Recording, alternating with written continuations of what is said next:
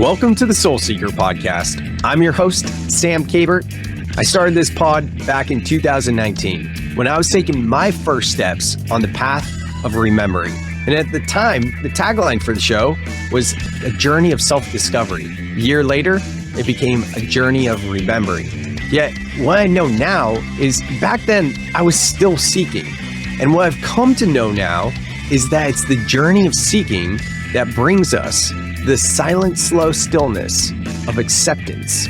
And therein lies our own innate wisdom. It's my mission now to eradicate the glorification of hustle culture, as it was my drive in entrepreneurship that led to a greater whole, and that's because I was outsourcing my sovereignty rather than looking within. So let this be your invitation to take a deep breath in and remember that at any time we can shift our thoughts and our feelings to create the outer world in which we wish to live. Soul Seekers, it's time to grow. Let's go.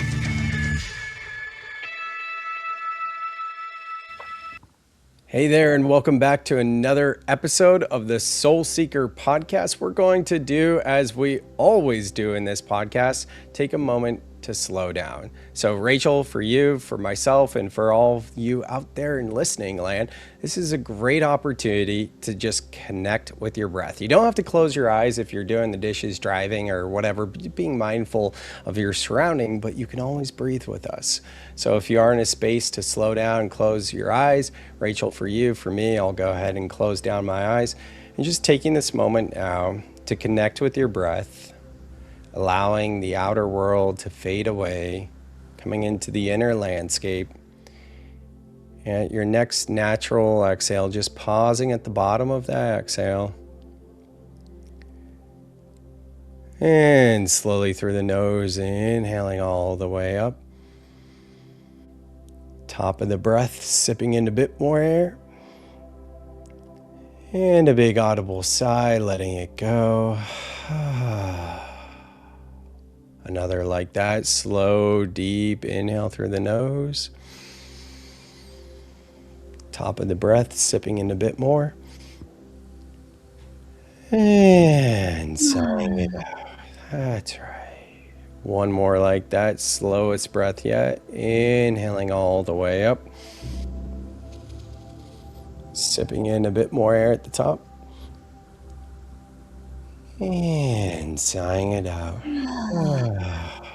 Just letting the breath return to its natural state and rhythm and flickering the eyes back open. Here we are. I'm excited to be here with you, Rachel Varga. Welcome to the Soul Seeker podcast. So excited to have you here. I've been on your podcast, School of Radiance, and now you're going to educate us on the nervous system, aging, inflammation, all of the things. Welcome to the show. Thank you for having me, Sam. Excited to be here. Yeah, absolutely. Well, I'd love to open up just, this show is called Soul Seeker. And 7 years ago, 7 years ago, I started this show when I was going through the depths of my spiritual awakening, very dark night of the soul or dark night of the that type of thing, right? And at the time, it was a journey of self-discovery. Then a couple years later, that journey became a journey of remembering. And then eventually it got to this point of a journey of acceptance. Didn't really have that energy of like trying to figure it all out. It was like just softening and being. I'd love to hear from you. When you hear like the word soul seeker or everything I just mentioned, what comes up for you in your own journey? My first question was, how old were you? 31. Okay. A lot of times for men, this happens 30 to 35, I would say. Mm-hmm. And then for me personally, it was around, I'd say about 36 when I did a week-long fast in the desert at altitude in Arizona and Utah. And it was incredible. I was able to reach this state of just full emptiness. In the woods, next to streams, seeing the mountains, this full emptiness. And then I had a picture taken of me. And of course, I'm in the business of how can we look good and feel good, right? Great skin, rejuvenation, all that stuff. That's my world. And I saw a picture of myself, and I saw myself differently in that moment. It's like my eyes had this sparkle.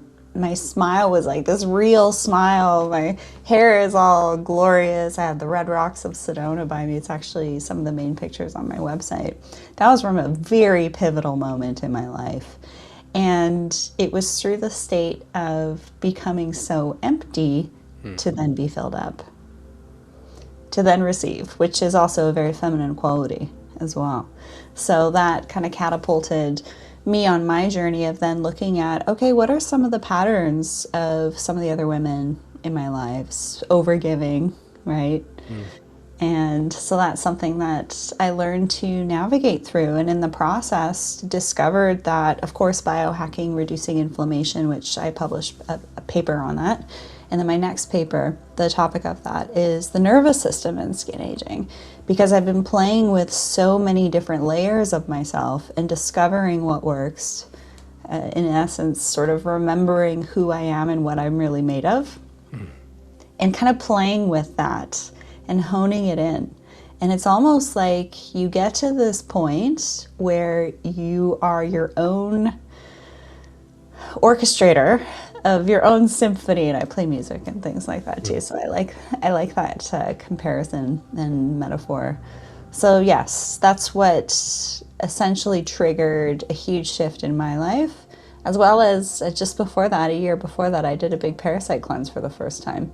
So again, just clearing out all of that muck, all those things that drain your vitamins, your minerals, that impact your nervous system, that impact your cellular biology and your machinery. Add the long fast to that with autophagy, and I could finally hear myself think. Yeah, seven-day fast is no joke. I mean, I did a 7-day fast that was partially a detox and a cleanse. So I wasn't out in nature like Vision Quest style, and I wasn't fasted totally, because I was taking some supplements to flush it out. It was more of a parasite cleanse, like you mentioned. You familiar with Zen Cleanse? I'm not familiar with that one. I've done a number of them over the years, though. Yeah, my friend Megan Perkins, she's Rooted Regeneration online, has a lot of followers, but she guided me through it. It was profound. 7 days though, like that is no joke. And I don't know this isn't like my area of expertise, but you being a woman and you having done a 7-day fast, isn't there like, isn't it harder for women to do fast than men? Yeah, what prompted this was just, I was actually at an event. I was like, oh, I really want to do this fast. My body felt called to it. So it's not one of those things where you like plan it out. I think in this case for me, it was very much, okay, I'm feeling the niggle to do this. I'm going to say yes. And I did it. And it was such a great experience. For women, intermittent fasting is a tricky situation. Certain times in my cycle, like say for example when I'm bleeding, I will actually do a fast up until dinner time. I don't know what it is about that time of the cycle, that time of the month for me, but that is when I will do some intermittent fasting. And then what I notice is if it's too much, I might notice a little bit of kind of like jitteriness or mood shifts around 1 or 2 p.m. in the afternoon. And then I'll kind of know, I don't think I should have done a fast until, a late lunch, early dinner situation. But sometimes I'll fast throughout the day. I'll have my coffee, my electrolytes, my creatine, a little scoop of protein in my coffee, stay really hydrated. And then I'll go to the gym and have a fantastic workout with the PR. So I think it's just all so relative to what's happening in your day, what's happening in your life, how well you've slept leading up to it, how well you've nourished yourself leading up to it as well. There's so many different factors.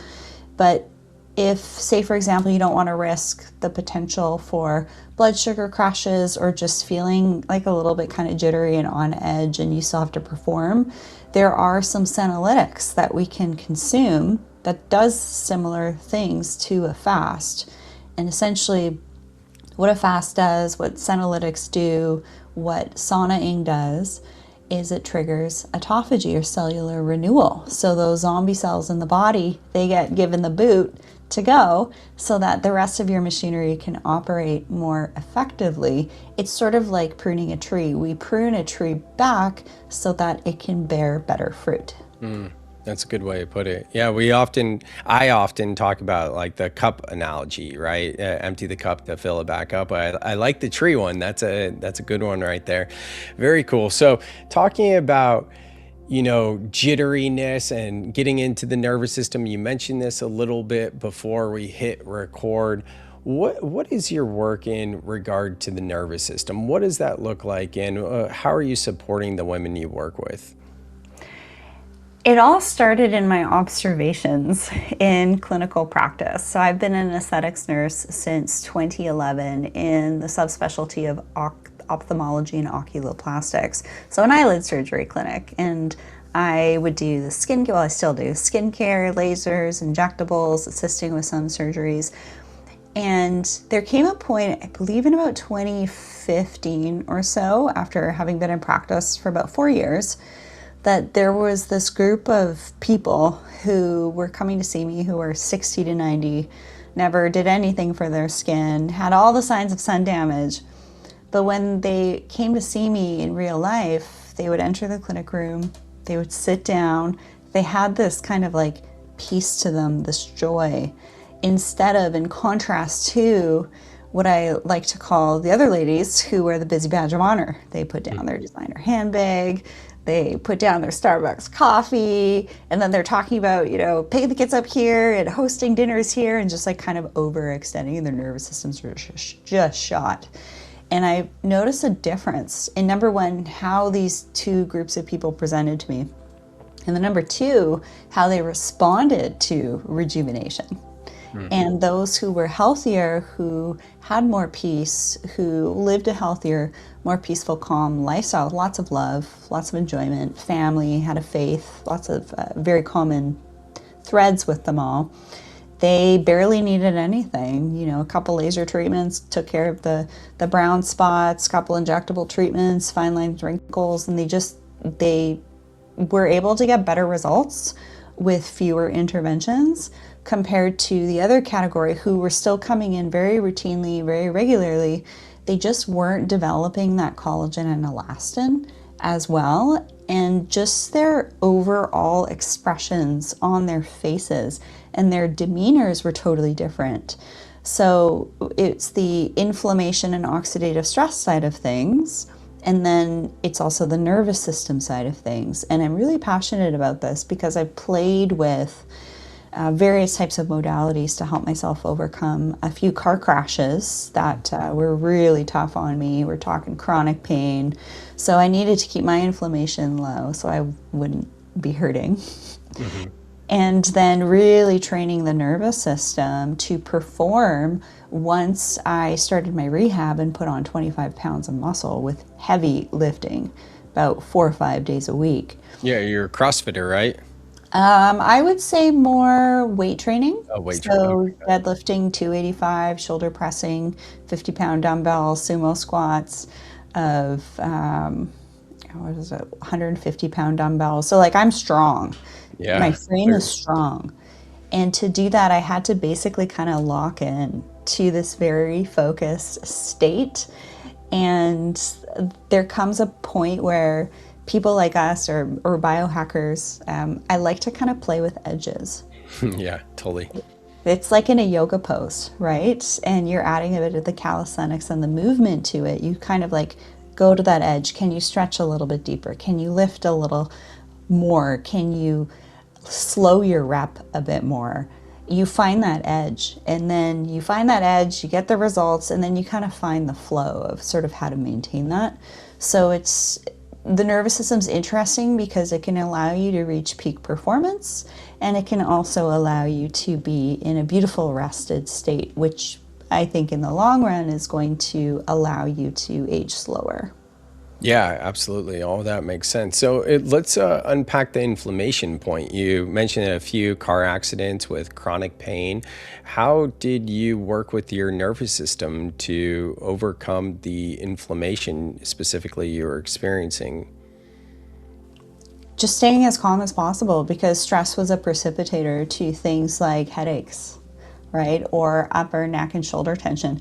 And my situation is not unique. You talk to anybody, almost anybody has whiplash, right? You get a little bit older, everybody's got some of those aches and pains. And I remember speaking with one of my patients. She was in her mid-90s, and she was, wanting to learn how to ride horses. It was just this whippersnapper. She always had these fantastic outfits on, did her makeup, just had this like beautiful energy, always brought gifts, like very generous nature, beautiful woman. And she would say, a lot of my friends are in their 60s and they just always complain about their hips and their knees and their shoulders and all these things. So there kind of came a point where I also related my experience to what I was hearing with other people's experiences in regards to their skin. So when someone would come to see me or still comes to see me, either in the clinic or online, and they have acne or they have breakouts, when I hear the phrase, my acne, my breakouts, my pain, my stress, my issues, it's actually, I think, a really great moment. If you notice you say this about yourself, you're reinforcing that aspect into your identity. So to shift that from simply, I'm experiencing breakouts or I'm experiencing pain, and then the mental shift of I'm healing. So just notice kind of like the emotional vibration qualities to those word choices. So it's even, your word choices that impact your nervous system state. It's not being too extreme with everything that's going on in the world. It's really finding your own groundedness and your own centeredness. But the nervous system component has been something that it's kind of come up on my radar, because stress, as a researcher, we're looking at data, right? So for my paper on oxidative stress, I found a signal in the data set that, autoimmune diseases are doubling year over year in Canada. Why is that, right? So dip in, dip out, look at the data, and we know that what's the number one contributor to pretty much every disease out there? Stress. Bingo. Yeah. So if we cannot bypass, but train our system to be in more of a calm, peaceful flow state, which one would argue could be like peace, love, joy, very high vibration states. Think of like a Tibetan monk, for example. Do you think that they're going to have less disease? Absolutely. I think so, right? Because they have less stress on their whole system. So why can't we take that into everyday life? It just will maybe look a little bit different. So how do you help people get less stress? Because intellectually, people are probably nodding their head, being like, "Yeah, that makes sense. That makes sense." But on a day-to-day basis, moment-to-moment basis, what are your ways to actually recalibrate that stress to move into more homeostasis, if you will? A few different ways. So with the inflammation side of things, you need to clear out the noise that's causing static on your airways or static within your biology in general. So that's why I wrote my first paper, Inflammation and Skin Aging, Oxidative Stress and How It Impacts Skin Aging is the actual title. And it was this framework I decided to create of how can we actually biohack in a way that's going to hit those higher return on investments. What are the key things that cause inflammation? And it's actually our environment. It's toxins in air, water, lighting, electromagnetics, food, yeast, fungi, mold, heavy metals, and parasites. So yes, that's a lot. So the paper is kind of like very structurally, what can we do to mitigate inflammation from those touch points? So it's kind of like a framework, right? Mm-hmm. But basically, purify your environment first from like a very physical, tangible perspective. And then there comes the psychological component. So you clean up your machinery, and then guess what? Your machinery can work better. Your brain can function better. Your hormones are going to be more balanced. Your nervous system is going to be more calm. So that's why the practice of purification first, I think, is so paramount, as opposed to just looking for this next thing that's going to chill you out, make you calm, which might unfortunately be numbing and distractions with substances or situations or stuff, right? And even breath work. Yeah, people, people can really go off the deep end too with their personal self-discovery. We all know those people who are lost in 5D and they're not grounded in the That's 3D, true. Yeah. and they can't have a job, right? They're a little ungrounded. So it's having the body, mind, spirit, and energy all dialed in, all very kind of like realistically too. Like we all got to have some place to live and a roof over our head, and we all want great relationships and to have that satisfaction that we're making a difference. We have a purpose, so hence where an aligned career comes in. So what I've kind of chose to name all of this under an umbrella is the term radiance, because I found in a Vedic text that the definition of the word radiance is actually the 10th body in Ayurvedic medicine. So we have our first four bodies: body, mind, spirit, and energy. And then the 10th body is the radiant body, which is essentially this electromagnetic projection of the quality of how your body systems are operating into the world. Well, what's electromagnetics? Electromagnetics, it's positive and negative ions. Our whole, I think it's like 80% of our universe is dark matter, the fifth element, the space between, quintessence. And when we're inside too much, this is another example, we get a little too positive. We have too many positive ions in our body, which is why getting outside and grounding barefoot is so great. I'm inside underneath my desk. I have my pulse electromagnetic frequency mat going. So I'm getting I love it. We're so similar. I have my Himalayan salt that I rest my feet on. perfect. People don't even know about that one, and that's a good one too. Yeah. So it's having a grounded system, which is going to allow your nervous system, which your nerves are constantly depolarizing to allow your muscles to fire. There's all these ion gated channels. We got lots of stuff. We got sodium, we got calcium. And so there's these little players that are all pieces of the puzzle, and you're not going to be able to quote unquote master yourself after one ayahuasca journey. But one could argue that that's on some people's paths, right? But it isn't on mine. It's about actually listening, getting my system so clear that I can hear what my body really wants it to receive, right? So whether it's food, whether it's hydration, whether it's rest, relaxation, having fun, having connection, right? Feeling fulfilled in life. Am I living my purpose? Could I be doing more? Am I limiting myself? It's just starting to have an awareness of all of those things, and being at peace with what you can accomplish and what you've been able to do is enough. And also kind of like if we're comparing to each other, that everyone's just on their own journey.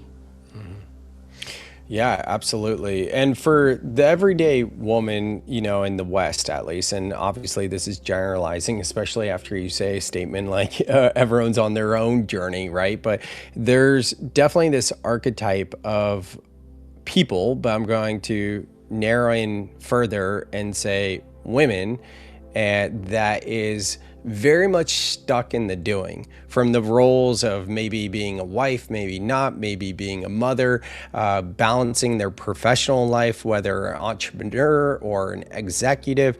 It's so easy to get caught up in the doing. And this is another big generalization, but like women are typically known to be more in touch with their feelings than men. That's a massive generalization, although it's also pretty true. Yet, for this specific archetype of woman that is so stuck in the doing, it's scary and it's uncomfortable feeling, and they're new on this path. How do you suggest they go about this process? Hey, it's Sam. Can I share something real quick that I think might actually help you? If you've ever felt overwhelmed by your emotions, like you're doing all the right things, yet you still feel off, it's not because you're broken. Most of us were never taught how to feel in a way that actually helps us heal. That's why I created Breath Club, a free community where I guide weekly breathwork sessions to help you regulate your nervous system, process emotions, and return to clarity. We use something called the 90-second reset, a simple, science-backed practice that shows how fast emotions shift when you allow yourself to feel them fully. You'll get access to live calls, a community, and on-demand breathwork exercises to reset anytime. No pressure, just an invitation to feel safe in your body again. Links in the show notes if you want to join us. Well, having been there myself, There we go. with my own business, co-founding another one, doing multiple contractor roles, publishing papers, my own skincare line. I've done a couple things, speaking on stages, which I know you do too, making an impact.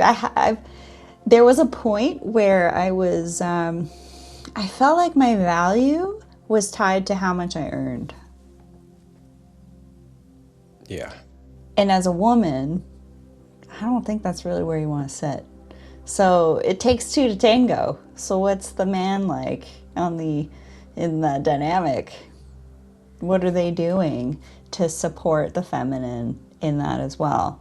I mean, it's great when two people build together, but there has to be, I think for women to be able to do it long term, they need to be able to be in their flow. So I have no problem saying that. I pretty much take a nap every day. I have even when we got on this call, it's like I've had a very chill day. Yes, some days are more intense and I'm more in that, very thinking, analytical, accomplishing tasks, masculine state on certain times and on certain days. And then I always give myself time to breathe, to relax, to recalibrate. So I give myself a lot of downtime. I don't have kids yet. That's coming. Mm-hmm. But I found that actually after the work day, what really helped me was getting to the gym and being back in my body, not in, the mental state of this task. Women are chronic overthinkers. It's just how we roll. But being at the gym, doing different yoga flows, doing calisthenics, handstands, lifting heavy, being in a really fun social dynamic setting for me was almost like this off switch, right? Finish what I had to do in the day, take a little rest, get horizontal for about 45 minutes, take some pre-workout, go to the gym, and then after that have just like a beautiful big high protein dinner and then have excellent sleep scores. Like I'm usually cruising at 90 to 100 on my sleep. My HRV is at a good high right now. So it's also utilizing, what's really important is to also look at your sleep with what you're doing and how you're operating. What is your sleep score? What is your HRV doing? Your heart rate variability, which is a signal as to how well that you're recovering.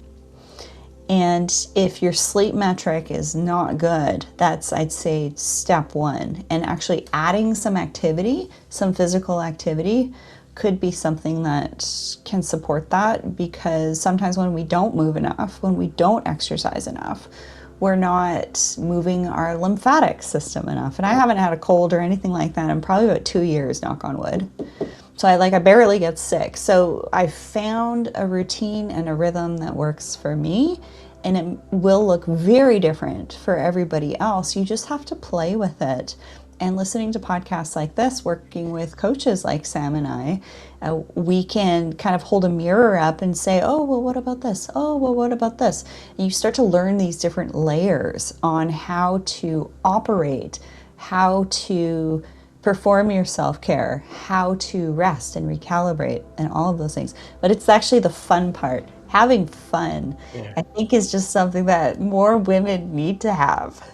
Yeah, and all of this goes back to all genders inclusive. Everything that we just said, we're just using it as an example. And fun, play, experiment, all of these things like that is exactly what I talk about. And when we're going through this process, I mean, we can call it spiritual awakening, we can call it healing, we can call it soul or spiritual development, the new version of personal development. It doesn't matter what we call it. But the point is like mindfulness, right? I think a lot of people get stuck at first trying to fit everything into the day. It literally looks like, let me wake up, do my breath work, then I'll meditate because I'll turn off my mind after the breath work, then I'll journal about my experience, then I'll go on a walk with my feet in the earth. So I'm earthing and grounding and I'm getting that natural vitamin D from the sun. Then I come back and drink my water with my Himalayan salt and apple cider vinegar from my gut microbiome. And it's like check, check, check, check, check, check, check, check, check. Like I'm literally talking about myself and so many people that I've coached over the years.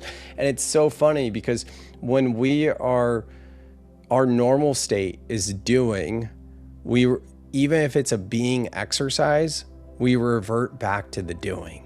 Right? This is my comfortless or state, and then we're not getting the benefits of being, and we're not actually learning how these different things feel. So there's a place for this when we're early to experiment. I mean, you and I are still experimenting, right? But that checklist part, I think, is a very pivotal place. Like if you're listening right now and you're like, hey, I'm at that checklist place, that is such great awareness to realize you're there, because now you can start to go to the next level, the next checkpoint, and be like, okay, so when I do breath work, how do I feel? When I go outside, when I do this, so you can rebuild that intuition and be like, what do I need in this moment? I think that's a big one. I think that was very beautifully stated. And there's another nuance to this, that life is like this ever evolving opening flower masterpiece that's always having things added, right? Injuries, heartbreak, grief, health stuff, financial stuff, world stuff. There's always going to be something happening, right? Yeah, But totally. it's how you stay grounded in yourself and all of those things. And especially for women going through perimenopause, menopause, and postmenopause, there are very real shifts in our biology with our hormones, with our nervous system. And also for men too, different stages of life with your career, with your family, with how you're showing up, your emotional intelligence, how you're connecting with your partner. There's very similar things, but also very different things that men and women, I think, experience.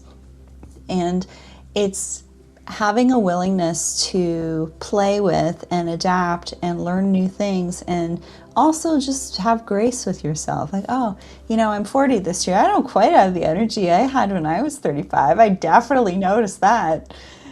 But there's the wisdom that comes along that. So I work with a lot of individuals who are going through the aging process. They're seeing things on their faces they don't love, like fine lines, wrinkles, pigmentation, redness. And at the end of the day, there's things we can do about it. You just do the best that you can. And then there's other things that, some of the signs of aging, it's part of being alive. You're not going to look 25 forever, but you can look and feel as good as you possibly can, especially with all of these different options that are available. And from the biohacking side of things that you mentioned with the checklists, people can become way too extreme as well, with being so rigid with their food, with being so rigid with their supplementation. I just set stuff up in my house. It's part of my routine to eat great, take my supplements at certain times of the day, have a good sleep, that you just kind of don't think about it. It becomes your routine. But sometimes those routines and rhythms, they just need a little bit of a reset, or another word is like a recalibration. So that's something that I love sharing about, is just, you don't know the tweaks you can make into your daily routines and how you're showing up and how you're being in the moment, how you're looking, how you're experiencing life, until you kind of have this awareness of, oh, I could do that, or oh, that sounds fun, I'm going to try that, and then just see if it makes you feel better. And that's basically, I would say, if things are working for you, you're going to make more money and have better relationships. True. Yeah, and in regard to the play, the childlike wonder and awe, and rediscovering passions and habits, I hear from this from several people I work with, and it's been my experience as well. Like, people will ask you, like, "Well, what'd you like to do when you were young?" And I'm like, "Well, first of all, I don't remember my memories, and I did the whole thing of 2 years trying to unlock that, and then I finally got to the point of being like, okay, it's not unlocking now, so if it's meant to, it will at some point, right?" And then I was like, all right, well, instead of taking that advice of what did I used to do, what would I like to do? And then I got into painting. I picked up my electric guitar, or I got a new one from like 15 years ago. That didn't last long. And then I picked up drumming and, all these different things. And cooking is such a great artistic expression as well. Anyways, getting into aging and the nervous system and all this stuff. So we've talked about oxidative stress a lot, but that is a term that gets like thrown around when it comes to aging. I mean, you're the expert here, not me, but I think of oxidative stress kind of like leaving the avocado out and then it turns brown, or the banana bruising. And that's what's happening on the inside of us if we don't take care of us. So I would assume, obviously, I know breath work helps with that, and I would assume autophagy as well. But what other things are you bringing up in terms of the nervous system and aging? And could you also explain like what oxidative stress is, and just go from there? Absolutely. We all have an oxidative stress status, OSS. But if you were to think about it like this, we all have a toxic bucket. Okay. So this bucket, when we consume antioxidants, when we do things like breathwork and fasting and stimulating autophagy, they help to empty out this bucket and grab onto those free radicals and take care of business. What happens when we get too toxic, the bucket gets full and it tips over. And then guess what? You usually have some type of presentation on the skin in about 1 or 2 weeks, which is why I think the skin is such a cool organ to study, not to Wait, mention. what did you just say? You usually have a presentation, was it? Yeah, you can see when, say, for example, you've been a little too stressed out. Think of someone with eczema or psoriasis. Okay, so it's interesting because just this morning, I didn't put it together, but just this morning, right here, I don't know if you can even see it, but I had this little, for those of you that are listening, I had this little like zit thing pop up, which my skin's like always clear these days. And I was like, man, what the heck? So it's interesting. Yeah, exactly, for sure. That would be the presentation you're calling it? Yeah, or a dry skin or a red skin, or for some of those that have eczema or psoriasis, also redness, darkness, puffiness to the eyelid area, or even around the mouth. I tend to see that a lot with changes of season. So going from the summer to fall, and going from like being in the thick of winter, just because the air quality, humidity changes, our pace has changed. We don't get as much sunlight. We're indoors a lot more with indoor heating, probably more mold, nasal issues, right? Lymphatic blockage. We're not maybe moving around as much. So when this bucket tips over, we typically can see the presentation on the skin of something or other in about a week or two. And then also that's when you're going to feel a little bit more of like that mental fog or that brain fog, right? And I interviewed Naveen Jain, the founder of Viome, which is basically a gut, saliva, and blood testing company, and they make precision supplements. And yeah, I still am acne prone that time of the month. And he said something to me. He said, acne is a sign of youthfulness. Because the skin is oily, and actually having oily skin, I do see in my practice that those who have more oily skin actually have fewer fine lines and wrinkles. So when I get that breakout, I kind of say to myself, well, this kind of sucks, but it's a sign of youth. That's the spin I'm going to put on it. However, if I get different breakouts, like breakouts on my neck, around my lymph nodes, more on my chin or more on my upper back, I mean, I am a gym rat, then it's like, oh, these aren't just hormonal breakouts. And then I do a parasite cleanse, which I usually do every 3-4 months. It's like clockwork for me. Every 3-4 months, get an uptick of breakouts, do a parasite cleanse, and then it starts to reduce. And of course, skincare, sometimes some laser treatments in there. But I used to have to laser a blemish, like a red spot post breakout. We call it post-inflammatory hyperpigmentation, when as it goes red and stays red for a while. I used to have to laser my face every month. Then I integrated these biohacking practices of purifying my environment, supporting my biology, and regular cleansing. And now I'll do a laser once or twice a year. So just goes to show you how even as you get older, you start to develop these practices to really help you.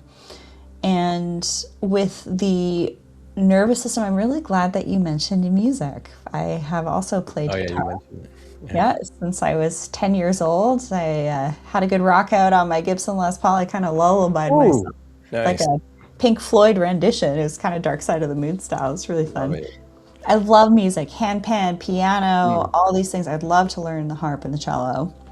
But music, doing something with your brain, right? Not just being on your phone all day long, not just being on your computer all day long, but actually doing things that are fun. And I find that if we can get out of that high beta state as much as possible, that's actually something I'm consciously doing as you're interviewing me, is I'm not in a high beta state myself too. Now, all of you are going to notice this every time you listen to a podcast, but you don't do this, Sam, which I like. You started off with the breath work. You know, when I start my show, I start off with an intention. But most shows, podcasts you listen to, are very high beta state. It's a similar wavelength of listening to the news. It's grabbing your attention. On a health and wellness podcast, it's you're not doing this, you're failing. So it's actually it's what you choose to listen to. So if you have the news on all the time running in the background, of course you're going to be more stressed out. If you're not doing things that stimulate and calm your mind and recruit some of that creativity, you're not stimulating parts of your brain, I think, effectively. And breath work is just so brilliant for, yes, sometimes you're in that high beta state when you're doing some really intense breath work, but for the most part, you're in delta theta gamma. Very recovery and restorative for the body and for the mind. So literally look at not only like your inputs for your body from a physical component, from an oxidative stress component, air, water, lighting, electromagnetics, your food, yeast, fungi, mold, heavy metals, parasites, but also what are you watching? What are you listening to? Because these can either be restorative for your nervous system, or they can continue to ramp you up further, keeping you in that high cortisol beta state, which in today's world, I think we need to consciously throughout the day dip into more of that parasympathetic rest and relaxation state to be our best versions, not be so high strung, not end up saying some of those things that we might regret later in conversation because we're ramped up and we spoke before we thought about what we were talking about, and not being afraid to take those pauses even in communication. And even watching your words per minute. How fast are you speaking? How fast is the person speaking that's speaking to you? You don't need to match them. You can stick with your own rhythm. Yeah, these are great tips in terms of energetic hygiene. And, I'll just throw something in here. One of the things I do is I haven't been doing it as much recently, but normally I'll just have binaural beats playing on my speakers throughout the day. And just like, it almost feels like I'm just floating, right? And it's interesting because I used to, when I was really going through it a few years ago, I was one of the hardest times of my life. Anyways, that time in my life, I had this playlist called Limitless Vibes, and it was all these reggae tracks that were speaking about like the unconscious mind and breath work and NLP, and like they weren't using any of that language, but the things that they were saying, like one in song, for example, by the band Soja, they were talking about how he goes to bed every single night envisioning his future, right? And they're a Grammy award winning band now, right? So I just love hearing these messages. And then if I would go from listening this upbeat, like reggae that's positive, and then be like, okay, I need to work with the client right now, I'd be like, oh, that's too much stimulation. So I would have a buffer in between of being like, okay, I'm going to switch it to binaural beats. Another example that I think will resonate with some folks is I gave up sports entirely after I did my first dance with ayahuasca 7 years ago. And it was a few years later till obviously the lockdowns, the pandemic happened. But probably 3, 4 years later, I was like, okay, buddy wanted to watch like NFL playoffs. And I was like, I'm not into this anymore. And we just happened to be microdosing with psilocybin, like nothing even crazy or anything. But I literally could not take it because I was like, these guys are just breeding anxiety, like the everything. And we have to understand from an NLP point of view, neural associations are anchors. These states are getting anchored into ourselves. So I love the fact that you brought this up in terms of what are you listening to? When we start to do this feedback and be like, ooh, that doesn't feel good, then we can change it and shift it into something else. I'm so glad you brought up the Super Bowl. I mean, when you're an intuitive, you're perceptive, you kind of pick up on things, but I was actually thinking about an example of that kind of just, you know, and it was around the Super Bowl. And it's so funny because like so many people are watching this, right? We're talking adults, we're talking little kids, and there was an artist who was singing and he was like shaking his junk everywhere. And like I never, number one, did not resonate with the tone of the voice or the music or the energy in general. I was just like, I am not enjoying this performance. But here I am, like co-hosting. I was still having a great time with the people who were present, but I was kind of chuckling to myself, sort of like, why do people love this? I know. It feels so 3D, like what you were talking about before, how you can easily spiritually bypass and be like, I'm all in the 5D. And it's interesting, like where I'm at in my life now, because I went really deep in the spiritual and just, I don't want to say rejected because it wasn't the frequency or energy of reject, but it was like very much just not in the matrix or the 3D stuff of like a Super Bowl. And now I find myself, with my son being 2, his older sister 9, and co-parenting and all that, being in more of these situations that are very much like 3D and in the matrix, and just being like, okay, and that's where energetic hygiene comes in so powerful for everything you just brought up. So stoked you brought up energetic hygiene. It's really key. And actually, I worked for a number of years with the late Dr. Terence Palmer out of the UK. I was introduced to his work through a psychotherapist I've been working with for about 10 years, just for the purpose of self-exploration, relationships, all that stuff. Union psychology work as well, shadow work, all that fun stuff. And he was remarkable. He was basically on the forefront in the UK of merging science and spirituality. Like speaking as a psychotherapist to medical doctors, talking about how some of these very real psychological concerns can have a linkage to an energetic component. And I'm a Christian and I fully believe in having a pure heart, being of integrity, loving ourselves, loving others. And it's this dance in life where we know things that we don't love, but we love the people who are maybe kind of enjoying this. So we'll kind of, dance with that. And it's not about like keeping your mouth shut or anything like that, but if you can kind of flip it, or say, for example, I'm visiting my parents, they got the news on, right? I want to see them. I don't want to hear the news. I want to spend time with them, but they're happy to have it on. So etiquette is also this interesting concept, and it's essentially good etiquette is allowing others, doing things so that others feel comfortable around you too, like within moderation, of course, but that's good etiquette. And we can, of course, have our own internal monologue, but it's always being kind with the nuance of having good boundaries of things that you are okay with or not okay with being around, hearing, seeing, smelling, any of that stuff, like all your 5 senses. And I truly believe that the most beautiful people are as pure as possible.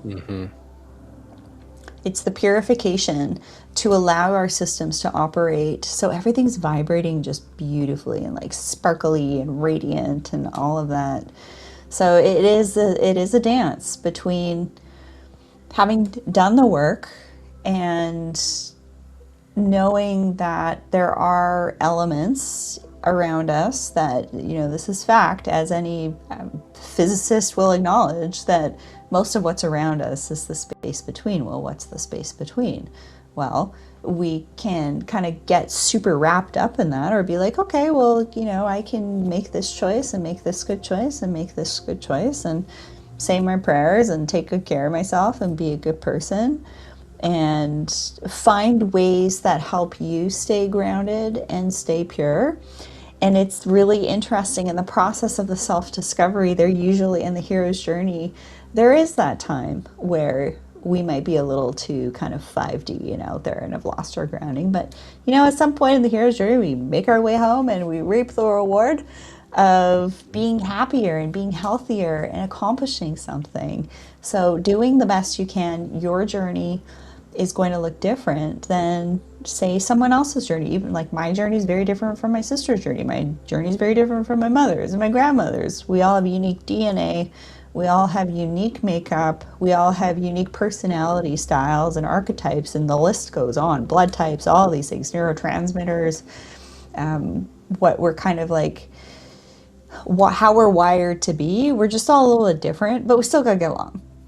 And what I'd say is like the common thread or the common ground between like people like yourself, me, those of you listening, those of us going beyond personal development into spiritual or soul development is we're willing to do the work, right? And we're at cause as opposed to effect. Just going back to language, you mentioned language earlier in terms of like my acne or my this, and we identify with that. Like we're literally telling our unconscious mind and the reticular activating system in the brain, give me more experiences of that if we're using that sort of language. So just being at cause as opposed to effect, and then asking these deeper questions, doing the shadow work, to your point. I love it. One thing I want to comment on, you mentioned like being with your family, that resonates with like the news and, my parents talking about the news. And what was I going to say there? Ram Dass, if you think you're enlightened, spend a week with your family. Amazing quote, right? And here's what you can do in those scenarios. I call it the ninja breath. Did we talk about it on your podcast? I don't remember. Ninja breath is probably my favorite thing to share outside of the 90-second rule, but the ninja breath is just a stealthy, subtle inhale through the nose all the way up, sipping a bit more at the top, and then a subtle exhale through the nose. And you're just focusing on your breath. We take 20 to 25,000 breaths a day. It's the only bodily function that happens both automatically and unconsciously and consciously. So automatically and intentionally. So when we breathe intentionally, just subtly, we can be more present with the other person. And then our nervous system starts to adopt this way of breathing so that it happens automatically that we are breathing full and complete as opposed to shallow, choppy, disconnected. And that can be super powerful when we're in those heightened situations with maybe some topics that don't really resonate, right? Put it that way. Like money, religion, and politics. Yeah, exactly. Not good etiquette at the family dinner table. However, when there's a level of comfort, these things are going to come up, right? And one person may think this, one person may think this. And what we noticed during the pandemic is that there was a lot of extremes, right? But we still got to get along, right? We're family. We do love each other. So what I've actually kind of played with is when I'm having conversations, I have this quality to me that's genuinely curious, and kind of plant the seed, like remove the ego for a second. What's a good quality of this person? Say, for example, a politician. Remove the ego. What do you think about this? What are some of the facts of things that they have done well? And in the past, maybe what other leaders have done well. And why is that? And I was having this conversation about previous US presidents, previous leaders from the Soviet Union, and and one of my relatives who was coming to visit actually comes from 40 years of naval intelligence. Oh, wow. So, I'm having a great conversation. Yeah. And so I asked the question, what's this common thread here, right?